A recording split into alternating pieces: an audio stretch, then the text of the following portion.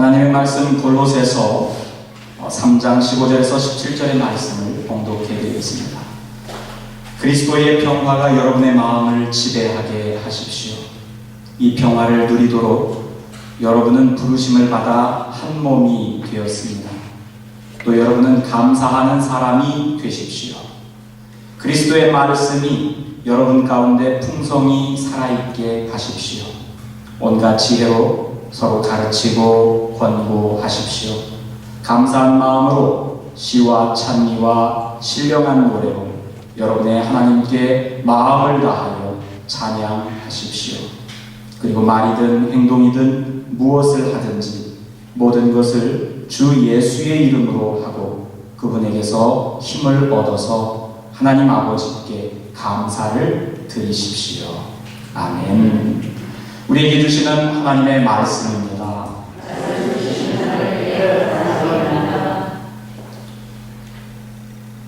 여러분, 교회란 무엇인가 우리가 물으면서 시리즈 설교를 이렇게 나누고 있습니다. 지금 우리가 어디에 와 있는가, 오늘 말씀을 알기 위해서 여러분 대략적인 전체 그림을 이렇게 그릴 수 있기를 바랍니다. 우리가 교회는 하나님의 꿈을 꾸는 사람들이 교회라고 했습니다. 교회 그러면 자꾸 우리의 이미지 가운데 교회당 건물이 생각되는데 건물이 아니라 사람들이 교회입니다. 근데 어떤 사람들이냐? 성령 하나님의 임재를 통해서 하나님께서 꾸시는 그 꿈을 꾸는 사람들. 다른 말로 표현하면 하나님 나라를 소망하는 사람들, 그 사람들이 교회라고 했습니다. 그리고 두 번째로 교회는 그리스도의 몸이라고 그랬습니다. 그 교회는 그리스도의 몸입니다. 머리 되신 그리스도가 교회의 주인이고 교회를 이끌어가는 리더고, 그리고 우리 각각의 지체는 그분의 몸을 이루는 하나의 유기체입니다. 그래서 하나님 나라를 꿈꾸며 살아가는 그리스도의 몸이 바로 교회입니다. 그런 말씀을 같이 나눴습니다. 그리고 지난주에는 그럼 도대체 그 교회가 처음 2000년 전에 생겼을 때 어떤 일들이 일어났었습니까? 하는 것을 우리가 같이 봤습니다. 하나님 나라와 복음을 가르치고 배우는데 몰두하는 그런 공동체로 그 그리스도의 가르침을 전하고 배우는 일, 그 일을 행했다고 그랬습니다. 집집마다 모여서 음식을 나누면서 성도들 간에 사귐을 이루었다고 그랬습니다. 그리고 떡을 떼고 기도하고 찬양하는 하나님에 대한 예배가 있었다고 그랬고요. 서로의 필요를 채우고 구제해주는 그런 섬김이 있었다고 했습니다. 이것이 오늘날의 교회에 있어서도 교회의 주된 사명들로, 교회가 행하는 일들로 2000년 동안 이어져 온 그 이유 가운데 하나들입니다. 예배를 하나님께 드립니다. 주님의 말씀을 가르치고 배워갑니다. 또 성도들 간에 모여서 교제를 나눕니다. 그리고 서로의 필요를 채우고 구제하는 섬김이 있습니다. 우리가 디다케, 말씀을 배운다, 예배를 드린다 그래서 레이투르기아, 유카리스 이렇게 이야기를 하기도 하고요. 교제한다 그래서 코이노니아라는 말은 많이 들었죠. 또 서로 섬기는 공동체다 그래서 디아코니아 이런 말도 헬라말로 이렇게 듣곤 했었습니다. 그 가운데서 오늘은 조금 더 이렇게 구체적으로 예배를 드리는 공동체라고 했는데, 예배를 드리는 공동체, 그 말이 어떤 의미를 담고 있었는지 더 이렇게 들어가 보도록 하겠습니다. 예수를 그리스도라고, 나의 주인이라고, 우리가 기도할 때마다 주님 이렇게 하지만 여러분, 주님이라는 말이 내 주인이라는 뜻입니다. 내 삶의 주인이라고, 예수 그리스도가 나의 삶의 주인이라고 고백하는 사람들이 함께 모여서 같이 떡을 뗍니다. 우리도 잠시 후에 떡을 뗄 텐데, 빵을 떼지요. 그 빵을 뗄 텐데 그리스도의 몸을 떼어서 그걸 취하는 겁니다. 그래서 나와 그리스도가 하나가 되어가는 것을 모일 때마다 같이 이렇게 행했었습니다. 기도합니다. 그리고 찬양하면서 그것이 하나님에 대한 예배를 이렇게 일궈냈었는데, 교회가 해온 일 가운데 우리가 먼저 이야기할 수 있는 것 하나가 하나님을 예배하는 예배로서의 공동체, 그것이 교회입니다. 이렇게 이야기할 수 있습니다. 여러분, 우리가 교회로서 함께 모이면 제일 먼저 하는 게 뭡니까? 그냥 쉽게 생각하면 여러분들 오늘 어디 지역에 있는 교회에 이렇게 갈 때 집을 이렇게 나섭니다. 그래서 옆에서 누군가가 보고 어이 당신 어디가? 그러면 여러분 뭐라고 이야기해요? 그냥 쉬운 말로 우리가 나 교회 가지 그럽니다. 그 교회 왜 가? 그럼 뭐라고 해요? 예배 드리러 가 그러잖아요. 그렇죠? 여러분 교회에 왜 갑니까? 예배 드리러 갑니다. 예배 드린다고 하는 것이 이 교회에 가는 이유 가운데 우리 뇌리 속에서 제일 먼저 떠오르는 거잖아요. 여러분 교회가 가는 곳이 아니라 우리가 되어지는 거다. Becoming church 그렇게 이야기를 했어요. 여러분 don't go to church, be the church. 여러분 교회가 되십시오 라고 이야기할 때 그 교회가 되어서 그럼 뭘 하는데 하나님을 예배합니다. 우리가 교회를 이루어서 제일 먼저 하는 것 가운데 하나가 하나님을 예배합니다. 하나님을 예배하러 가는데 아까 우리 자매님 기도하는 가운데서도 우리가 1년 동안 여러분들이 이렇게 모여서 예배를 드리고 그랬는데 처음에는 작은 오피스 건물에서 또 그 다음에는 가정집에서 그리고 오늘부터는 이렇게 또 예쁜 교회당 안에 와서 이렇게 예배를 드립니다. 그렇죠? 오늘 우리를 이렇게 반겨주면서 제가 한마음교회에서도 그 예배를 이렇게 같이 드렸는데요. 거기서 그 신도 회장이 광고를 하면서 우리를 환영합니다. 우리 교회 환영합니다. 이렇게 이야기하면서 하신 말씀이 시카고에서 제일 아름다운 교회 건물 가운데 하나인 우리 교회에 이렇게 와가지고 여러분들 예배드리게 돼서 환영합니다. 그래서 이야기를 하는데 물론 여러분 교회당 안이 뭐 예쁘고 또 코지하고 그런 면들이 있지만 정작 중요한 것은 어디서 예배를 드리냐가 중요한 게 아니에요. 어디에서 예배를 드리냐가 중요한 게 아닙니다. 여러분 요한복음 4장에 보면 우리 예수님께서 사마리아의 수가성 여인과 만나서 이렇게 대화를 나누는 장면이지요. 그 여인하고 대화를 하죠. 그리고 우물물을 이렇게 길어서 물 좀 달라 이렇게 이야기하기 시작하다가 내가 너에게 말하는 내가 누군지 알면 내가 도리어 나한테 물을 달라고 할 텐데 그런 말씀이 이렇게 나옵니다. 그런데 예수님께서 나는 생명수다 그런 이야기를 하죠. 내게로부터 나오는 물을 마시는 사람은 영원히 목마르지 않는다. 그런 대화를 나누는 가운데 여인이 이분이 범상치 않다고 여기니까 그분에게 이렇게 당신이 하나님께로부터 오신 선지자군요. 내가 평소에 궁금하게 생각하던 게 하나 있었는데 그분에게 이렇게 질문을 던집니다. 우리 사마리아 사람들은 이 산에서 예배를 드린다고 이렇게 이야기를 하는데 저 유대인들은 예루살렘에서 예배를 드린다고 그렇게 이야기를 하더라고요. 선생님, 어디에서 예배를 드리는 게 옳습니까? 이 그리심산에서 예배를 드리는 게 옳습니까? 아니면은 예루살렘에 가서 예배를 드리는 게 옳습니까? 여러분 예수님께서 뭐라고 대답하십니까? 여러분 참된 예배자는 하나님 앞에서 참되게 예배하는 사람은 이 산도 아니고 저 산도 아니고 예루살렘도 아니고 그런 것이 중요한 것이 아니라 영과 진리로 예배해야 합니다 라는 말씀을 드립니다. 우리가 예배 시작할 때마다 주로 영과 진리로 하나님께 나아가 예배합시다 그렇게 여러분 성경 말씀에 근거해서 예배에 이렇게 초대하죠. 근데 거기서 영과 진리로 예배하는 것이 중요하지 여기저기가 중요한 게 아니에요. 어디 가정집에서 드리고 어디 사무실에서 드리고 교회당에 왔으니까 이제는 우리 예배가 더 신선해지고 더 감격스럽고 여러분 그런 거는 아니죠. 편의적으로 유익할 수 있겠지요. 또 예배드리는 분위기가 우리에게 하나님을 더 이렇게 묵상할 수 있는 그런 분위기를 자아낼 수 있도록 도와주기는 하지만 어디서 예배드리냐가 중요한 건 아닙니다. 더 중요한 것은 어떻게 예배를 드리느냐. 영으로 예배를 드린다고 했습니다. 여러분, 영으로 드린다. 하나님은 영이시니 너희가 영으로 예배할지니라. 성령 하나님의 임재 가운데 우리가 하나님께서 나에게 오셔서 그 임재의 감동을 맛보면서 여러분 그 감동 속에서 예배를 드리라는 거지요. 이지적으로 하나님은 이런 분이야, 그런 걸로 나아가는 것이 아니라 우리의 마음을 열고, 여러분 마음을 여는데 가장 좋은 것이 찬양입니다.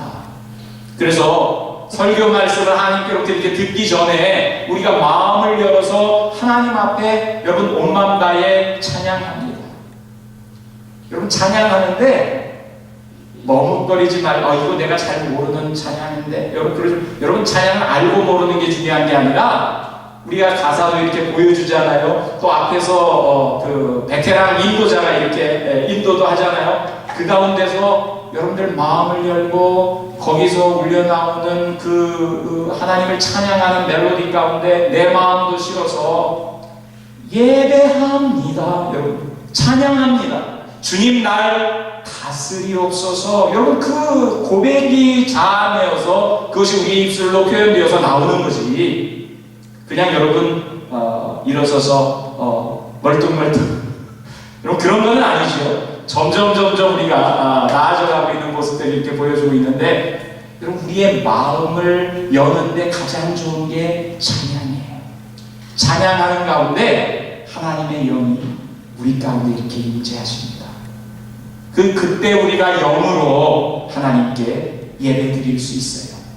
영과 진리로 예배드려라 그랬는데, 진리라는 건 뭡니까? 여러분 성도에게, 그리스도인에게 진리는 하나밖에 없습니다. 하나님의 말씀이 진리예요. 여러분 성경으로 주어지는 하나님의 말씀, 그 말씀을 근거로 우리가 예배를 드리는 거예요. 내 분위기에 따라서, 내 감정의 기복에 따라서 여러분 내가 기분 좋을 때는 하나님께 예배하고, 내 마음이 이렇게 소원하면 하나님께 예배드리는 것 스탑하고 그런 게 아니라, 우리가 예배드리는 근거, 하나님의 말씀의 근거에서 예배를 드립니다. 성령과 하나님의 말씀이 여러분 예배에 늘 우리 중심에 이렇게 놓여 있어야 한다. 그 말씀이 영과 진리로 예배할지니라 라고 우리에게 주신 말씀이에요. 예배의 본질적인 요소입니다. 가장 중요한 것, 우리가 하나님께 예배드릴 때는 성령 하나님의 의지에서 예배하는구나, 하나님의 말씀에 의지해서 예배하는구나. 근데 우리가 예배라는 말을 자꾸 쓰는데요, 여러분 근데 그 예배라는 말이 도대체 뭡니까? 예배라는 말 한자어로 이렇게 표기해서 쓰잖아요. 우리가 예배자하고 그죠? 절 배자를 써서 예배라는 말을 이렇게 씁니다.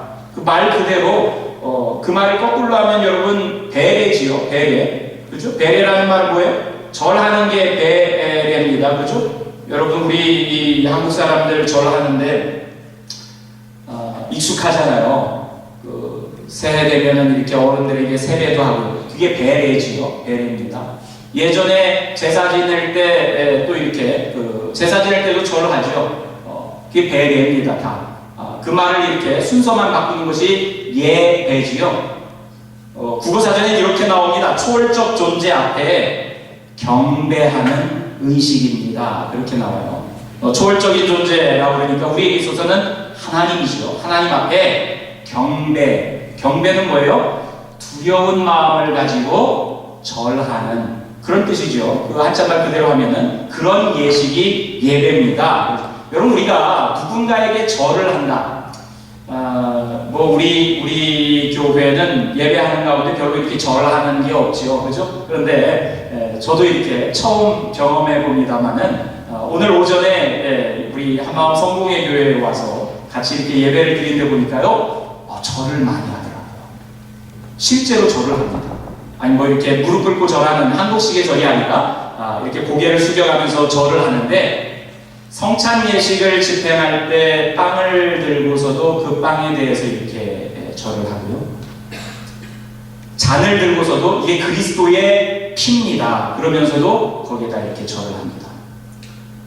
여러분 예수 그리스도의 몸과 예수 그리스도의 피를 우리가 대합니다 할 때 그 앞에 이렇게 경외하는 마음으로 이렇게 절을 하는 거죠. 그냥 상징적인 뭐 빵과 포도주가 아니에요. 기독교인들에게 있어서 성찬식을 거행할 때 빵과 포도주는 예수 그리스도의 몸이고 예수 그리스도의 보혈이지요.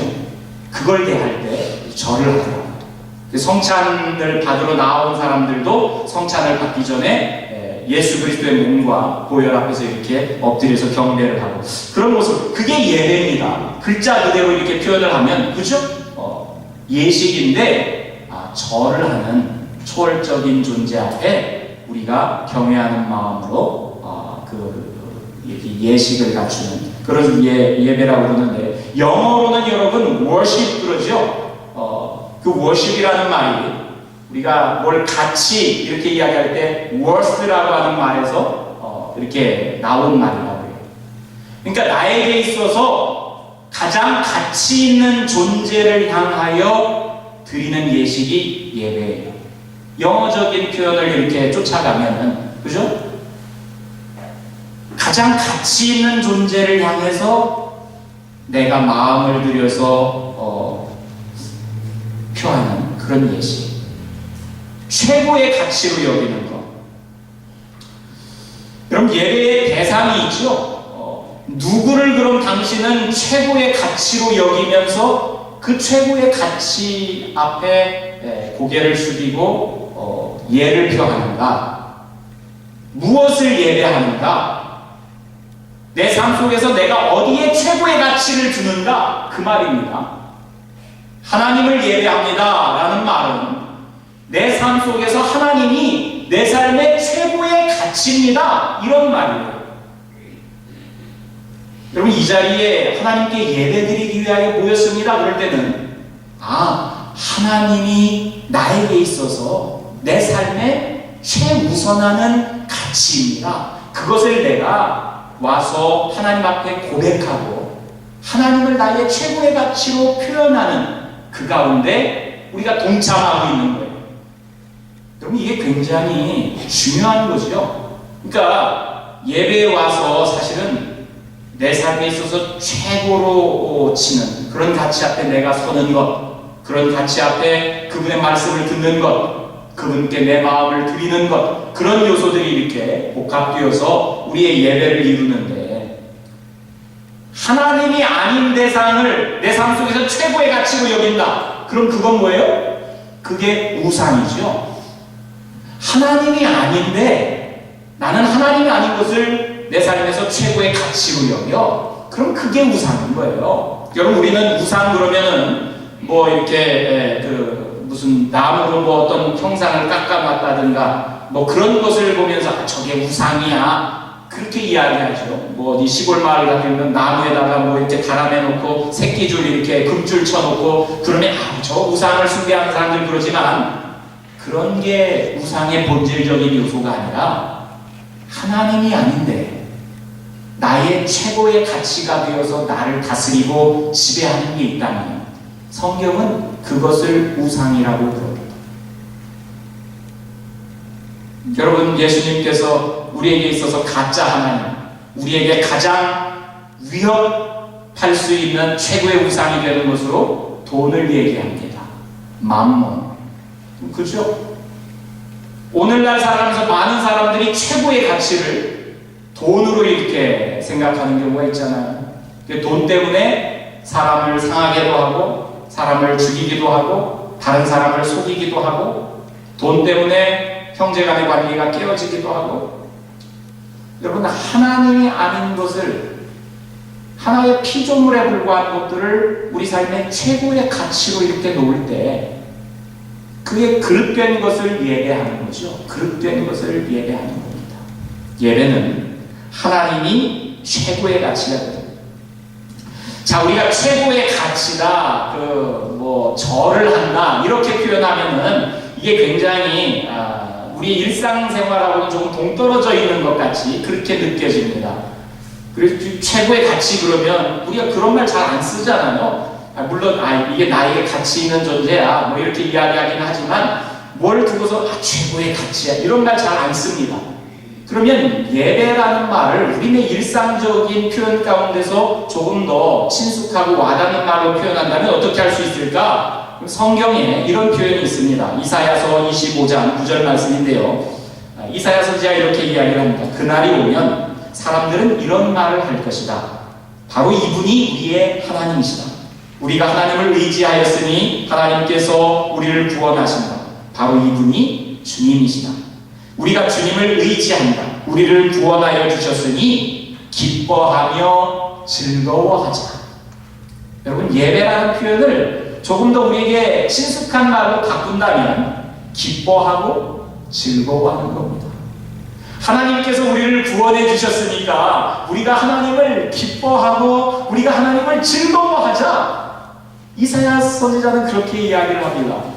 여러분의 삶 속에서 성도는 하나님으로 말미암아서 기뻐하고 즐거워하는 겁니다. 예배는 여러분 하나님을 기뻐하는 거예요. 하나님을 즐거워하는 겁니다. celebrate 한다고 그러죠. 영어로는 celebrate. 여러분 하나님을 우리가 축제처럼 이렇게 즐기는 거죠. 그분과 함께 있는 것을 즐깁니다. 그분의 말씀을 즐깁니다. 그분의 말씀을 묵상하는 것을 즐깁니다. 내가 그분의 말씀에 따라서 살아가는 것을 즐깁니다. 예배한다는 것은 그런 겁니다. 하나님을 기뻐하고 하나님을 즐거워하는 것. 내 삶에 있어서 가장 큰 기쁨이 되는 것, 내 삶에서 가장 큰 즐거움을 나에게 주는 것, 그분이 하나님이다라고 고백하는 게 예배라는 거예요. 근데 말을 이렇게 바꾸고 나니까 나는 하나님이 별로 즐겁진 않은데, 그죠? 하나님이 두려운 존재이긴 하고, 하나님 그러면 맨날, 이거 하지 마라, 저거 하지 마라, 이렇게 해라, 꼭 이렇게 무슨 선생님 같은 그런 이미지로만 다가오지. 여러분, 하나님을 즐거워할 수 있는 게 사실은 신앙생활의 본질이고 기쁨입니다. 저는 여러분들이 하나님을 즐거워할 수 있었으면 좋겠어요. 하나님을 즐거워하는 것, 예수님을 즐거워하는 것, 그분과 사귀는 것, 그분과 사귀는 것. 여러분, 누군가와 이렇게 교제하고 사귀기 시작할 때의 즐거움 같은 게 있잖아요. 두근거림 같은 게 있잖아요. 그죠? 전혀 모른다는 듯한 표정을 가지고. 그러게, 그럼 정말 누군가와 처음 사귈 때요, 두근거림이 있어요. 사귀면서 갖는 즐거움이 있습니다. 여러분, 그런 것이 나의 주님과 사귀어갈 때도 그런 게 우리에게 있어야 돼요. 나에게 있어서 예수님이 하나님이 최고의 가치입니다. 그것은 그분과의 사귐이 내 삶에 주는 기쁨이 큽니다. 그런 고백과 같은 거죠. 여러분, 주님은 나의 최고봉이라고 하는 묵상집이 있습니다. 그 제목 자체가 그런 거죠. 하나님이 나의 최고의 가치야. 그분을 묵상하는 게 나에게 힘이 되고, 내가 낙심했다가도 주님과 사귀어가면, 그분의 음성을 들으면, 내 마음을 그분께 아뢰면 내 낙심되었던 마음이 회복되어지고. 여러분, 그런 요소들이 우리의 예배 가운데 이렇게 있어야 합니다. 우리가 공동체 예배를 이렇게 드려갈 때 그 예배 가운데 담겨지는 몇 가지 요소들이 있습니다. 그죠? 예배는 하나님을 기뻐하고 즐거워하는 것입니다 그랬는데, 예배는 그분과 사귀는 것입니다 그랬는데, 여러분, 사귐이 있으려면 어떻게 해요? 내가 누군가 사귈 때 내 마음을 주기도 하고 그의 마음을 받기도 하고, 그죠? 주거니 받거니 하잖아요. 예배 안에도 우리가 하나님을 예배합니다, 하나님과 사귐니다 그럴 때 주거니 받거니 하는 게 있어요. 여러분, 예배 드리면서 하나님께로부터 우리가 받는 게 있다. 뭘 받습니까? 어떤 시간이 하나님께로부터 받는 시간이에요? 설교 같은 거, 그죠? 하나님의 말씀을 우리가 받는 시간이에요. 이 시간은 하나님께서 우리에게 주시는 시간입니다. 하늘 위에서 당신의 마음을 우리에게 알려줘요. 여러분, 설교는 하나님께서 당신의 말씀을 우리에게 주시는 시간입니다. 우리가 마음을 열고 하나님을 듣는 시간입니다. 그 시간이 설교 시간입니다. 여러분, 오늘 우리가 읽은 말씀 가운데 보면 그리스도의 말씀이 여러분 가운데 풍성히 살아있게 하십시오. 이 그림 보여주세요. 그냥 이거 왔다 갔다 하면 힘드니까. 네. 그리스도의 평화가 마음을 지배하게 하고 그리스도의 말씀이 살아있게 하는. 여러분, 예배는 우리 안에 그리스도의 말씀이 살아있도록 하는 겁니다. 말씀이 어떻게 우리 안에서 살아있습니까? 하나님의 말씀이 우리에게 임해서 그 말씀이 우리 안에 풍성하게 살아있도록 하는 시간이 하나님의 말씀을 듣는 시간입니다. 그분의 말씀을 묵상하는 시간입니다.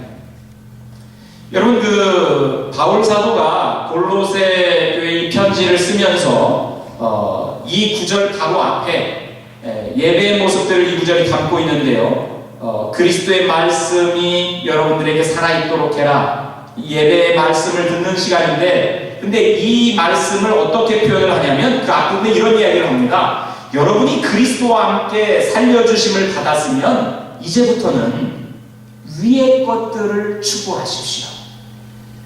내가 예수 그리스도로 말미암아서 다시 산 사람이 됐어. 그러면 그동안은 내가 땅의 것을 바라보면서 땅의 것을 추구하고 살았는데 이제는 위의 것을 추구하면서 살라는 겁니다.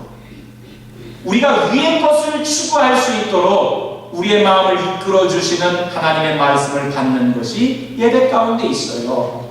위의 거라는 것, 그것과 상반되는 땅의 것이라는 것, 사도 바울은 이렇게 그것을 설명합니다. 땅에 있는 것을 생각하지 말고, 그럼 어떤 게 땅에 있는 것인데, 음행과 더러움과 정욕과 악한 욕망과 탐욕과, 특별히 탐욕은 우상 숭배입니다. 그러면서 분노와 격분과 악의와 회방과 여러분 입에서 나오는 부끄러운 말들, 거짓말들, 이게 땅에 속한 거라는 거예요. 그런 것은 버리고 여러분들 위의 것을 추구하세요. 위의 것을 소망하세요. 그 위의 것을 알려주는 하나님의 말씀, 그 위의 것을 사도 바울은 또 이렇게 묘사합니다. 동정심, 친절함, 겸손함, 온유함, 오래 참음, 누구에게 불평할 일이 있더라도 서로 용납하여 주고 용서하여 주는 것, 이 모든 것 위에 더해서 사랑, 이런 것이 위의 것이라는 거예요. 여러분, 사람들은요 본성적으로 땅의 것들을 추구하고 바라면서 살게 되어 있는데 하나님과 사귀어 가면서 그분의 마음이 우리에게 자꾸만 전달되어 가지고 야, 그거 말고 너 이런 것들을 사모해봐 하고서는 위의 것들에 대한 가치를 우리에게 일러주는 것이요. 여러분, 그것을 우리가 받는 시간이 예배 가운데서 하나님의 말씀을 듣는 설교 시간입니다. 우리가 가정에서 큐티하면서 하나님의 말씀을 묵상해가는 이유도 내가 땅의 것을 버리고 위의 것을 추구하기 위해서 그것을 하는 것이요. 그리스도의 평화가 우리의 마음을 지배할 수 있도록, 그리고 하나님의 말씀 가운데 우리가 젖어 있어야 그럼 그것을 자꾸만 이렇게 좋아할 수 있는 것이요. 사귐의 원리가 그렇습니다. 내가 이 사람을 좋아하게 됐어. 이 사람과 사귀어가. 그러면 그 사람이 좋아하는 것을 나도 좋아하게 됩니다. 이게 사귐의 원리지요. 그러잖아요. 사귀어봤어야 알지. 그렇죠? 사귀어봤어요. 나는 전혀 이것을 몰랐어요. 그동안은. 이게 뭔지도 몰랐고 어떻게 하는 건지도 몰랐고 도무지 관심이 없던 것인데 이걸 좋아하는 사람과 내가 사귀기 시작했어. 그러면 여러분, 나도 그 사람이 좋아하는 것들을 점점 좋아하게 됩니다. 이게 사귐의 원리예요. 우리가 하나님과 사귄다, 우리가 하나님을 예배한다, 우리가 하나님을 기뻐하고 즐거워한다, 그러면 하나님이 가치를 두는 것을 우리도 좋아하게 됩니다. 이게 예배 가운데 우리에게 자연스럽게 배어지는 겁니다. 여러분, 우리가 예배를 드리면 하나님이 좋아하는 것들을 우리도 자꾸만 좋아하게 됩니다. 여러분, 또 오늘 우리 읽은 말씀 가운데 보면 여기에도 빠져있네요. 온갖 지혜로 서로 가르치고 권고하십시오. 여러분, 예배 가운데 하나의 요소는 하나님께로부터 받는 거예요. 우리가 하나님께로 드리는 게 있겠지요. 그거는 찬양 같은 거죠. 우리가 헌금 같은 거, 우리의 마음을 모아서 드리는 마음으로 드리는 예배, 이런 것들은 우리가 하나님께 드리는 거지요. 그 요소 외에 가운데 있는 게 온갖 지혜로 서로 가르치고 권고하십시오. 이게 간증 같은 겁니다. 오늘 시작하면서 자매님이 나와가지고 당신의 삶 속에서 말씀을 묵상하는 것을 함께 회중들과 이렇게 나누었잖아요. 그게 뭐예요? 나에게 하나님께서 주신 지혜를 서로 나누는 거예요. 성령 하나님께서 나에게 주신 은혜를 서로 나누는 거예요. 여러분, 간증이라고 하는 것은 내가 경험한 하나님의 놀라운 은혜를 공동체에서 다른 사람과 함께 나누는 겁니다. 예배 안에는 그렇게 영적으로 서로가 이렇게 교제하는 나눔이 있어요. 우리 성도들 가운데 누가 경험한 것을 함께 나누는 그런 간증. 이게 예배의 또 하나의 요소를 이룹니다. 하나님께로부터 말씀을 듣고 우리가 받은 은혜를 서로 나누고, 그리고 감사한 마음으로 시와 찬미와 신령한 노래로 여러분의 하나님께 마음을 다하여 찬양하십시오 하는 부분이 나와요. 예배의 요소 가운데 이제 하나님께 우리가 찬양으로 드리는 거죠. 감사한 마음을 드립니다. 시와 찬미와 신령한 노래로 찬양을 합니다. 여러분, 대표적으로 이게 찬양한다고 이렇게 표현되어 있지만 감사한 마음을 드리는 것, 찬양을 드리는 것, 우리가 헌금을 우리 이 소유 가운데 하나님께 이게 하나님께로부터 온 겁니다 하는 것을 인정하면서 하나님께 예물을 드리는 것, 그런 드리는 시간들이 있지요. 이게 예배 가운데 있는 또 하나의 요소지요. 찬양은 하나님께 드리는 겁니다. 우리가 하나님 앞에서 내 마음을 드리는 거예요.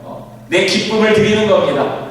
더러 우리 이렇게 회중 찬양할 때 앞에서 인도하는 분이 손뼉 치면서 찬양합시다 그러면 여러분, 하나님께 손뼉 치는 것도 드리는 거예요. 손을 들고 찬양합시다 그러면 여러분, 하나님 앞에 손 들면서 찬양하는 거예요. 목소리 높여서 찬양합시다 그러면 목소리 높여서 하나님 앞에 찬양하는 거예요. 하나님께 그분을 높이면서 내 마음을 드리는 겁니다. 우리의 감격을 드리는 모든 것이 다 찬양입니다. 멜로디가 있고 화음이 있고 그런 것만 찬양이 아니라 음악적인 요소가 포함된 표현되는 것이 찬양이 아니라 우리가 하나님께 내 가진 마음을 표현해서 드리는 것, 하나님이 얼마나 나에게 은혜를 베풀어 주셨는지, 내가 얼마나 하나님을 즐거워하고 기뻐하고 있는지 그것을 표현해서 하나님께 드리는 것, 그것이 찬양이에요. 여러분, 성경에 보면 찬양하라는 말이 셀 수 없이 나옵니다. 시편에는 그 제일 많이 나오죠. 찬양하라는 말이 계속 소리 높여서 찬양해라, 손뼉 치면서 찬양해라, 춤추면서 찬양해라. 여러분, 악기를 연주하면서 찬양해라, 손을 들고 찬양해라. 여러분, 그런 찬양하라는 말씀이 성경 안에 가득히 나와요. 찬양할 때 여러분, 신나게 찬양하세요. 내가 하나님을 즐거워하고 있습니다, 내가 하나님을 기뻐하고 있습니다 하는 표현입니다. 우리 어린아이가 부모를 이렇게 막 그냥 좋아하면서 막 아빠 하고서 막 이렇게 달려오고 크면 잘 안 그러죠, 그죠? 근데 어릴 때가 여러분 부모랑 더 친하잖아요. 점점 크면서 쑥스러워하고 그러는데, 우리도 하나님을 처음 만나고 처음 문예를 읽었을 때는 막 하나님 내가 찬양합니다 막 그러다가 점점 커가면서 하나님 쑥스러워요. 여러분, 그러면서 그냥 점잖게, 여러분, 찬양은 그런 게 아니에요. 여러분, 마음껏 주님 앞에 내가 하나님을 즐거워하고 내 마음을 표현하는 것이 하나님 앞에 드리는 우리의 찬양입니다. 우리가 예배라는 말을 들으면은요, 꼭 예배라는 것이 교회에 가서 드리는 것이다 이런 생각들을 은연중에 하면, 물론 예배를 교회에서만 드리는 거야? 이렇게 물으면 아니지 이렇게 대답하지만, 여러분들 교회 갈 때 교회 왜 가? 그러면 예배 드리러 가 이렇게 이야기하잖아요, 그죠? 근데 예배 그러면 교회랑 늘 이렇게 붙어서 이렇게 다니는데 교회는 건물이 아니라 그리스도의 이름으로 우리가 모이는 공동체가 교회라고 했잖아요. 여러분, 그 예배는 우리의 삶의 곳곳에서 표현되어지고 드려져야 되는 것이 예배입니다. 그 표현이 오늘 우리가 읽은 말씀 가운데 17절에 있는 거예요. 그리고 말이든 행동이든 무엇을 하든지 모든 것을 주 예수의 이름으로 하고 그분에게서 힘을 얻어서 하나님 아버지께 감사를 드리십시오. 여러분, 이 말을 합니다. 무엇을 하든지 그리스도 예수의 이름으로 한다. 아버지께 감사한다. 이게 예배입니다. 내가 무엇을 하든지 예수와 상관 있는 사람으로서 일을 하는 거예요. 이 말이 무슨 말인지 사도 바울은 이 말을 설명해 주기 위해서 다음 구절에서 이런 말씀들을 덧붙입니다. 아내 된 여러분, 남편에게 순종하십시오. 이것이 주님 안에서 합당한 일입니다. 남편 된 여러분, 아내를 사랑하십시오. 아내를 모질게 대하지 마십시오. 자녀 된 여러분, 여러분 모든 일에 부모에게 복종하십시오. 이것이 주님을 기쁘게 해드리는 일입니다. 어버이 된 여러분, 여러분들의 자녀를 격분하게 하지 마십시오. 여러분, 이게 모든 일을 예수의 이름으로 한다는 것에 이어지는 말씀들입니다. 아, 내가 하나님을 예배하는 사람으로 내 일상의 삶에서 삶을 살아갈 때 아내라면 남편의 권위를 인정해주고 남편의 말을 들어주는 것이요. 이게 하나님을 예배하는 삶과 관련이 있는 거예요. 남편으로서 아내를 사랑하고 재물보다 더 아끼고, 여러분, 이게 하나님을 예배하는 사람의 남편의 일상의 삶의 모습이라는 겁니다. 자녀를 양육해 가는데 자녀를 경록해 하지 말고, 여러분, 자녀를 하나님 주신 자녀로 기뻐하면서 그 자녀를 키워나가는 모습이 하나님 앞에서 예배하는 모습이라는 거예요. 여러분, 또 자녀들에게는 모든 일에 부모에게 복종하세요. 이것이 주님을 기쁘게 해드리는 일. 여러분, 아까 예배를 표현할 때 하나님을 즐거워하고 하나님을 기뻐하는 겁니다 그랬는데, 하나님을 내가 기뻐도 하지만 그분을 기쁘게 해드릴 수 있는 일이 부모님에게 순종하는 게 하나님을 기쁘게 해드리는 일이구나, 설명을 그렇게 합니다. 여러분, 이것만이 끝나는 게 아니라 그 다음 구절에 보면 종으로 있는 여러분, 모든 일에 육신의 주인에게 복종하십시오. 사람을 기쁘게 하는 자들처럼 눈가림으로 하지 말고 주님을 두려워하면서 성실한 마음으로 하십시오. 여러분, 사도 바울이 이 편지를 쓸 때는 2000년 전이고 로마 시대니까 주인이 있고 종이 있던 시대예요. 그런데 오늘날에는 주인이 있고 종이 있고 하지 않잖아요. 그런데 종은 자기 일처럼 주인의 일을 돌봐주십시오, 이런 말을 합니다. 눈가림으로 일하지 말고 주님을 두려워하면서 성실함으로 일하십시오. 여러분, 이게 우리네 일터에서의 이야기로 우리가 읽을 수 있지요. 내 일터에서 일을 할 때 나를 고용한 사람이 있어요. 그 사람이 일터에서는 내 주인 아닙니까? 눈가림으로 일하지 말고, 여러분, 주님을 두려워하면서 예수님이라고 내 주인을 생각하면서 성실한 마음으로 남의 일을 해주라는 거예요. 이게 예배라는 겁니다. 여러분, 성경은 예배를 교회당 안에, 예배당 안에 모여서 하나님께 찬양하고 노래를 듣고 그분의 말씀 듣는 것만을 예배라고 이야기하지 않고, 우리네 삶의 자리에서 아버지로서의 역할을 하고 남편으로서의 역할을 하고 일터에서 일꾼으로서의 역할을 해나가는 그 모습 속에서 우리의 예배자의 모습을 일러주어요. 그것을 무엇을 하든지 어떤 행동을 하든지 모든 것을 주님의 이름으로 하고 하나님께 감사하며 하십시오 라는 표현 가운데 있는 겁니다. 그러면서 정리하기를 무슨 일을 하든지 사람에게 하듯 하지 말고 주님께 하듯이 진심으로 하십시오. 이게 삶의 예배입니다. 여러분, 로마서 12장에서는 너희 몸을 하나님이 기뻐하시는 거룩한 산 제사로 드려라. 이게 너희가 드려야 할 영적인 예배다 라고서 말하는 부분이 있어요. 우리가 드려야 할 영적인 예배가 뭐냐? 우리 몸을 산 제물로 드리라는 거예요. 우리의 가정이든 일터든 교회든 내가 처한 삶의 자리에서마다 하나님께 예배하듯이 그 자리에서 자기의 소임을 다해가는 모습을 성경은 예배자의 모습으로 이렇게 우리에게 보여줍니다. 여러분, 교회 공동체는 예배하는 공동체입니다. 예배가 뭡니까? 하나님을 기뻐하고 하나님을 즐거워하며 그분과 사귀는 것이 예배입니다.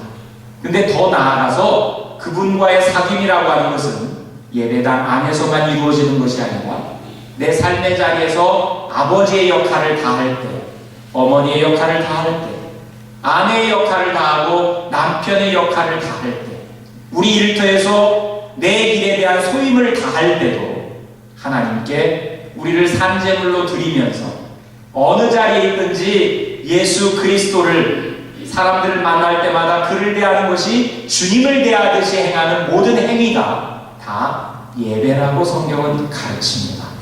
여러분, 우리는 예배하는 공동체입니다. 그게 교회입니다. 하나님을 기뻐하십시오.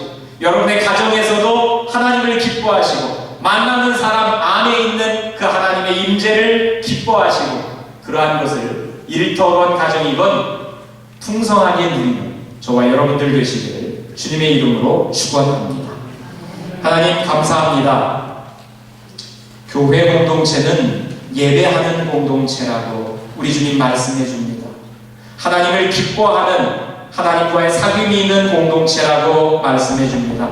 우리의 삶 속에 하나님과 온전한 사귐이 있게 하여 주옵소서. 주님을 기뻐할 수 있기를 원합니다.